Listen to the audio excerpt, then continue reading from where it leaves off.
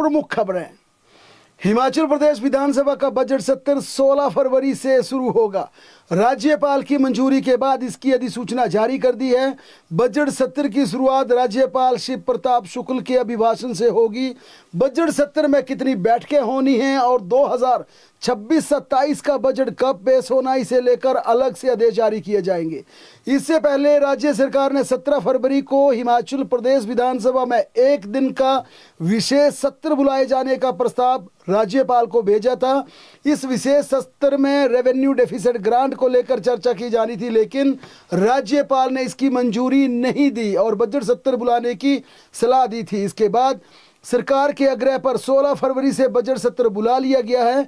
यानी इस बजट सत्र में अब विशेष रूप से आरडीजी बंद होने पर चर्चा होगी और इसके बाद इसका बिजनेस यानी कि जो विधानसभा में बजट सत्र के दौरान कार्रवाई होनी है उसकी बाकायदा रूपरेखा तय की जाएगी, जिसमें यह तय होगा कि हिमाचल प्रदेश का आम बजट कब प्रस्तुत किया जाएगा। यानी ये अगले हफ्ते के आसपास इसकी नोटिफिकेशन हो सकती है। फिलहाल सरकार ने यह तय कर दिया कि 16 फरवरी से हिमाचल प्रदेश का बजट सत्र शुरू हो जाएगा। मुख्यमंत्री सुखविंदर सिंह सुक्खू ने आज मीडिया से बातचीत में कहा कि सर्वदलीय बैठक के लिए विपक्ष के नेता जयराम ठाकुर से उनकी विस्तार से बात हुई है, परंतु उन्होंने किसी और दिन ये बैठक बुलाए जाने का प्रस्ताव दिया है। उनका कहना है कि पहले से शेड्यूल कार्यक्रम के चलते वह कल बुलाई गई सर्वदलीय बैठक में हिस्सा नहीं ले सकते। इस कारण उन्होंने कहा कि अब ये बैठक बाद में तय की जाएगी।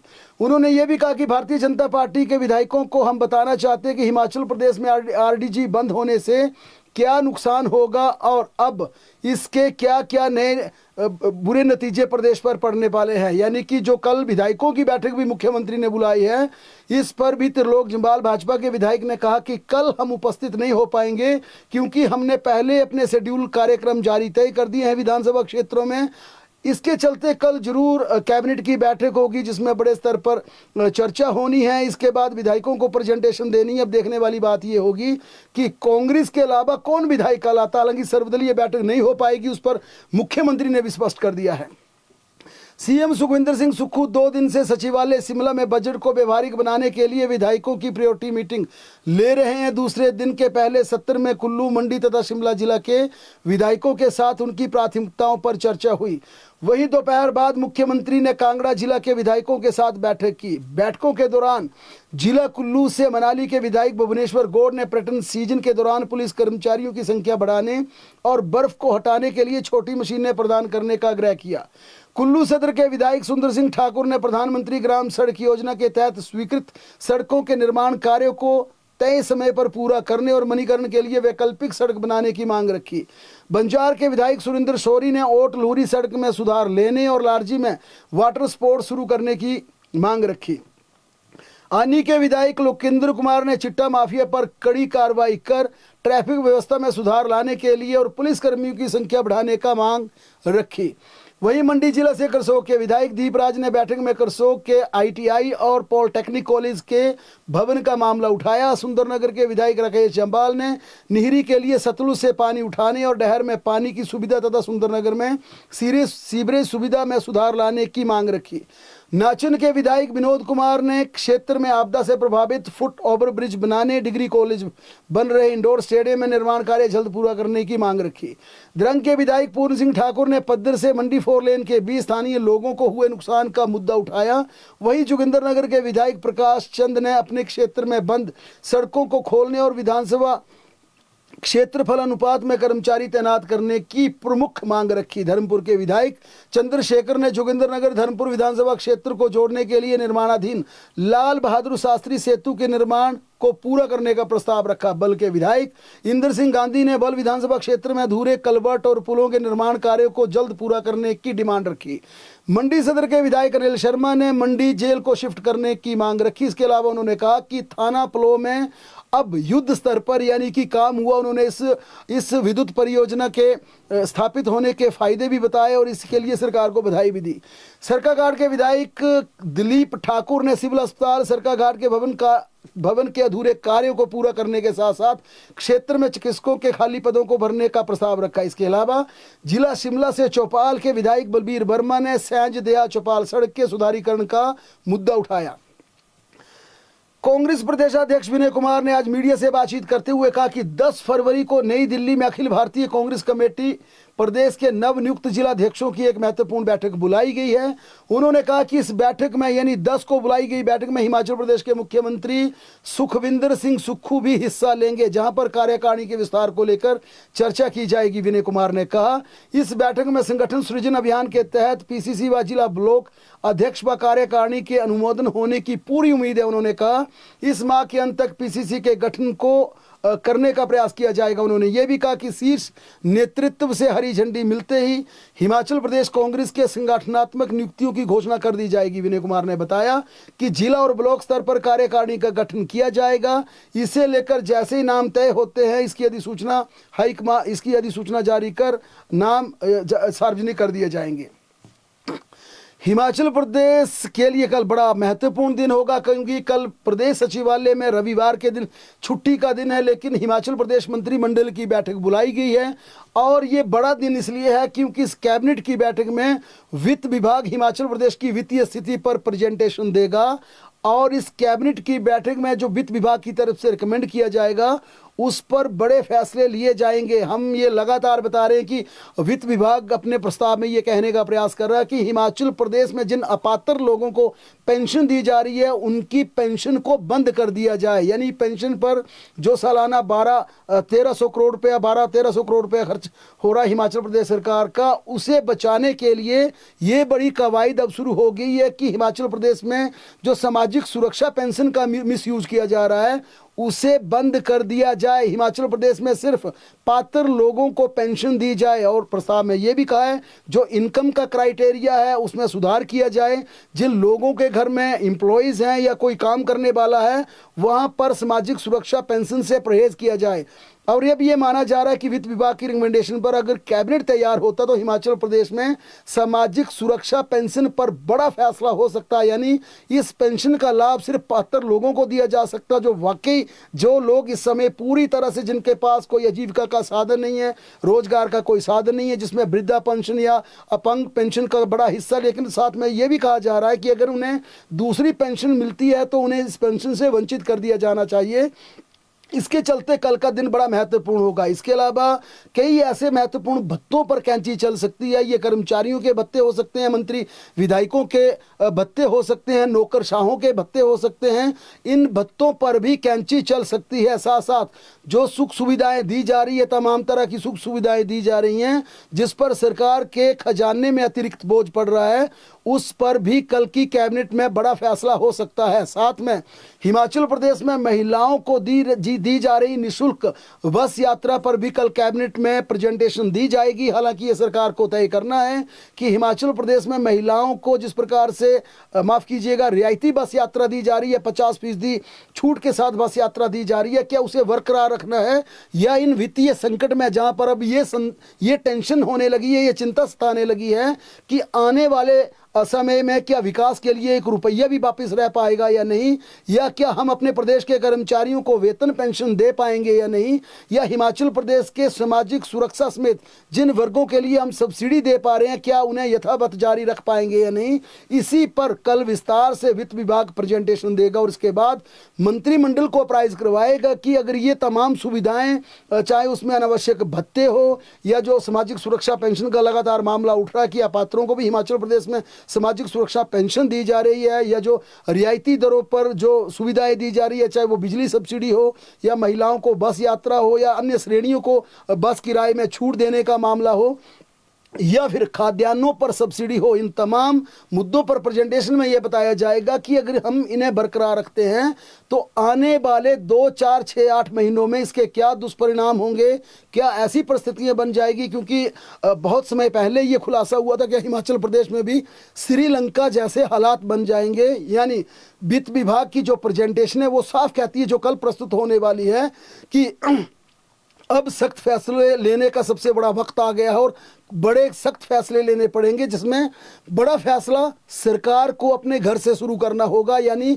मंत्री विधायकों को अपने वेतन भत्तों, अपनी गाड़ियों की, अपनी तमाम सुख सुविधाओं को जो कि अनावश्यक है उसे छोड़ना होगा। साथ में कल की मंत्रिमंडल की बैठक में ये निर्णय भी लिया जाएगा कि नए टैक्स क्या क्या लगाए जा सकते हैं, या नए कर क्या क्या यहाँ पर लागू किए जा सकते हैं जिस पर आम जनता पर भी ज़्यादा बोझ ना पड़े, आम जनता को भी ज़्यादा दिक्कत ना हो, लेकिन जो साधन संपन्न लोग हैं जो दो दे सकते हैं, यानी कि जो बेटर फैसिलिटी जहाँ पर मिल रही है वहाँ पर क्या क्या किया जा सकता है। क्योंकि हिमाचल प्रदेश के ग्रामीण क्षेत्रों में पानी की व्यवस्था निःशुल्क की जा रही है, पानी के बिल नहीं आ रहे हैं, या बिजली में सब्सिडी दी जा रही है। ये तमाम इन सब्सिडीज, रियायतों और अनावश्यक जो सुविधाएं दी जा रही हैं उन पर कल विस्तार से प्रेजेंटेशन दी जाएगी। हालांकि अंतिम निर्णय फिर मंत्रिमंडल को लेना है। राज्य सरकार के लिए दुविधा की बात यह है कि खुद ओल्ड पेंशन बहाली की है सबसे बड़ी घोषणा, सबसे पहली कैबिनेट की बैठक में ये फैसला लिया, लिहाजा इसमें रोल बैक कैसे होगा, किस प्रकार कर पाएगी, इसमें सरकार पूरी तरह से असमंजस में है। क्योंकि अपने ही पहले कैबिनेट के निर्णय को सरकार के लिए पलटना आसान नहीं होगा। लेकिन साथ ही सरकार को चिंता यह है कि अगर इन तमाम, चाहे वो ओल्ड पेंशन हो, महिलाओं को 1500 हो, जो चुनावी 10 गारंटीज हैं, हालांकि अब भी ये भाजपा बड़ा मुद्दा बनाती है कि आपकी कोई भी गारंटी धरातल पर लागू नहीं हुई है। भाजपा साफ कह चुकी है आपने ओल्ड पेंशन दी, लेकिन वो सिर्फ घोषणा तक सीमित है, क्योंकि अभी तक उस पेंशन का जो बजट पर प्रभाव है वो नहीं दिख रहा है। भाजपा ने साफ कहा है कि वित्त विभाग की रिपोर्ट कहती है कि 2030 के बाद ओपीएस बहाली के दुष्परिणाम हिमाचल प्रदेश में दिखने शुरू होंगे। फिलहाल इसका कोई दुष्परिणाम नहीं है, क्योंकि जो पैसा कंट्रीब्यूशन सरकार एक एम्प्लॉयर के रूप में केंद्र को अपना कंट्रीब्यूशन दे रही थी, वो पैसा सरकार का बचा है। लेकिन जिन्हें पेंशन लगी है, जो पहले एनपीएस में थे, वो संख्या बेहद कम है, जो कि 2030 के बाद बढ़ने शुरू होगी। यानी इन तमाम मुद्दों पर पहली बार वित्त विभाग कैबिनेट को बताएगा कि ओल्ड पेंशन बहाली के दुष्परिणाम क्या होंगे, महिलाओं को 1500 देने के दुष्परिणाम क्या होंगे, तमाम एक एक चीज पे अवगत कराएगी। लेकिन अंतिम निर्णय कल कैबिनेट को लेना है। उधर नेता प्रतिपक्ष जयराम ठाकुर ने आज जोगिंद्रनगर में बड़ा खुलासा किया। उन्होंने कार्यकर्ता के सम्मेलन में वर्कर्स को संबोधित करते हुए कहा कि हिमाचल प्रदेश सरकार की नीतिगत विफलताओं के कारण राज्य गंभीर आर्थिक संकट से गुजर रहा है। उन्होंने कहा कि हालात ऐसे बनते जा रहे हैं कि आने वाले समय में कर्मचारियों का वेतन और रिटायरी को पेंशन और भत्तों के लिए बड़ा संकट खड़ा हो सकता है। जयराम ठाकुर ने कहा कि प्रदेश की राजनीति में बड़ी उथल पुथल के संकेत साफ मिल रहे हैं। उन्होंने यहां तक कह दिया कि प्रदेश सरकार के कुछ अपने ही लोग जो हैं वो असंतुष्ट हैं, बेहद असंतुष्ट हैं, जिसके चलते उन्होंने कहा कि यह साफ संकेत मिल रहे हैं कि प्रदेश की राजनीति में किसी भी समय, किसी भी वक्त बड़ा धमाका हो सकता है। लेकिन हिमाचल प्रदेश के बागवानों के लिए अच्छी खबर है, और अच्छी खबर यह है कि प्रदेश के बागवानों को राहत भरी खबर आई है। अब इन तमाम बागवानों के लिए MIS के तहत सेब का भुगतान सीधे बागवानों के बैंक खातों में किया जाएगा। राज्य सरकार ने फैसला लिया है कि HPMC के माध्यम से अब दवाइयां, खाद या औजारों के बजाय DPT के जरिए नगद भुगतान किया जाएगा। इससे बागवानों को अपनी जरूरत के अनुसार पैसा इस्तेमाल करने की पूरी छूट होगी। बागवानी मंत्री जगत सिंह नेगी ने बताया कि MSI स्कीम के तहत अब HPMC पर बागवानों के करीब 115 करोड़ रुपए बकाया है। इससे पहले इस योजना के तहत 154 करोड़ रुपए का भुगतान किया जा चुका है। शेष राशि के लिए उन्होंने कहा कि प्रक्रिया तेजी से शुरू कर दी है ताकि बागवानों को लंबे समय से चल रही परेशानी से राहत मिल जाए। बागवानी मंत्री ने स्पष्ट किया कि DPT के जरिए भुगतान की शुरुआती पहले छोटे बागवानों से की जाएगी, इसके बाद बड़े बागवानों को भुगतान किया जाएगा। हिमाचल प्रदेश के सर्किट हाउसेज और रेस्ट हाउस के कमरों का किराया बढ़ा दिया, यानी अब जो आर्थिक संकट है उसका इंपैक्ट दिखने शुरू हो गया है। राज्य सरकार ने प्रदेश में लोक निर्माण विभाग के रेस्ट हाउस, सर्किट हाउसेज के संबंध में कमरों के टैरिफ को लेकर संशोधित करने के आदेश जारी किए हैं। इसके तहत इन्हें 3 कैटेगरी में माना गया, यानी जो हिमाचल प्रदेश के प्रमुख स्थलों में जितने भी सर्किट हाउसेज और रेस्ट हाउसेज हैं उन्हें प्रथम श्रेणी में रखा गया है, जिसमें राजधानी शिमला के हैं या जिला मुख्यालय के हैं, या जिस प्रकार से पालमपुर है, डलहौजी है, सुंदरनगर है, जो चर्चित स्थल हैं, जो जिन जिन शहरों की एक अपनी गरिमा है, उन्हें A कैटेगरी में रखा गया है, उन्हें प्रथम श्रेणी में रखा गया, जिसमें 33 रेस्ट हाउस और सर्किट हाउस शामिल किए गए हैं। दूसरी श्रेणी में प्रदेश में प्रसिद्ध मंदिर, आध्यात्मिक स्थान और उप विभागीय मुख्यालयों में स्थित 59 रेस्ट हाउसेज को शामिल किया भाई। तृतीय श्रेणी में अन्य स्थानों के जितने भी 190 रेस्ट हाउसेज हैं उन्हें वहां पर शामिल किया गया। इसके अलावा 21 सर्किट हाउस भी इसमें शामिल हैं। टैरिफ हिमाचली और गैर हिमाचली श्रेणी के लिए अब अलग अलग कर दिया है। सब पहले सबके लिए फ्लैट टैरिफ जो है वो तय किया गया था, लेकिन अब हिमाचली नॉन हिमाचली अलग अलग कैटेगरी कर दी है। सभी सर्किट हाउसेस संबंधित डीसी के कंट्रोल में रहेंगे, जब रेस्ट हाउस संबंधित विभाग के कंट्रोल में होंगे। नई दरें तुरंत प्रभाव से लागू कर दी गई हैं। इस संबंध में लोक निर्माण विभाग के मुख्य अभियंता की ओर से अधिसूचना जारी की है। इसमें प्रथम श्रेणी के रेस्ट हाउस में हिमाचलियों के लिए किराया, जिसमें एसी वाले कमरे होंगे, 800 रुपया होगा और नॉन एसी के कमरे 600 रुपये किए गए हैं।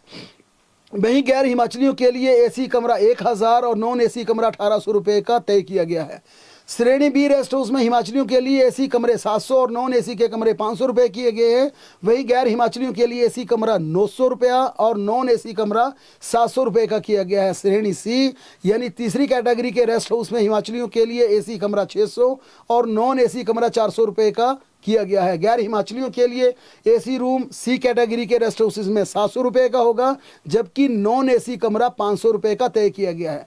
वहीं हिमाचल प्रदेश के सर्किट हाउसेज में हिमाचलियों के लिए एसी रूम अब 900 रुपये का होगा और नॉन एसी रूम 700 रुपये का होगा। यानी प्रदेश में जितने भी सर्किट हाउसेज हैं उनमें अब कमरा 900 रुपये का मिलेगा और गैर हिमाचलियों के लिए अब सर्किट हाउसेज में एसी वाला कमरा 1200 और नॉन एसी वाला कमरा 1000 रुपये का दिया जाएगा। हिमाचल प्रदेश हाई कोर्ट ने स्पष्ट किया कि अगर कोई कर्मचारी जनजातीय या दुर्गम क्षेत्रों में निर्धारित कार्यकाल पूरा कर लेता है तो खाली पद न होने की वजह से उसका आवेदन रद्द नहीं किया जा सकता।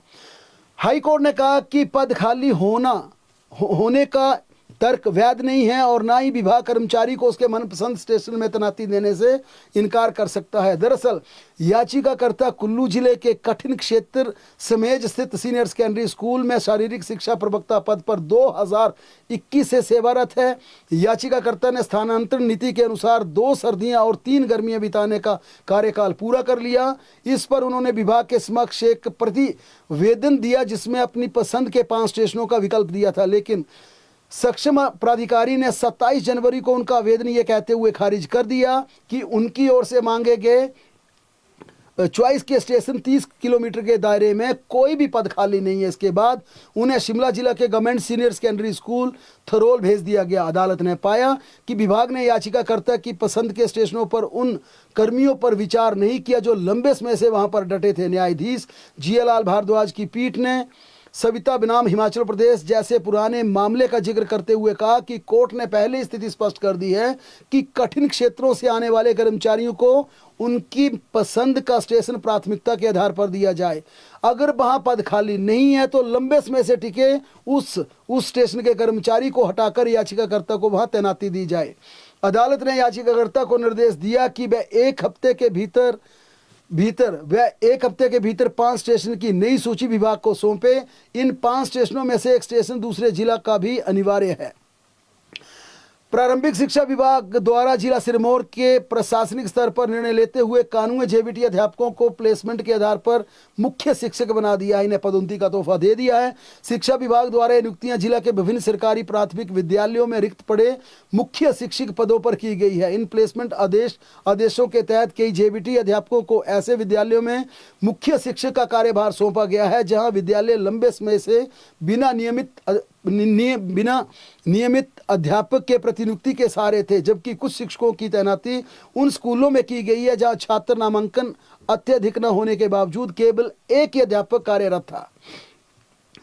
कांगड़ा जिला के धर्मशाला में एक निजी होटल में दिल्ली के रहने वाले टूरिस्ट सुरेंद्र गहलोत की संदिग्ध परिस्थितियों में मौत हो गई। युवक को आज सुबह होटल के कमरे में बेसुध पाया गया, जिसके बाद उसे जोनल अस्पताल धर्मशाला ले जाया गया जहां पर चिकित्सकों ने उसे मृत घोषित कर दिया।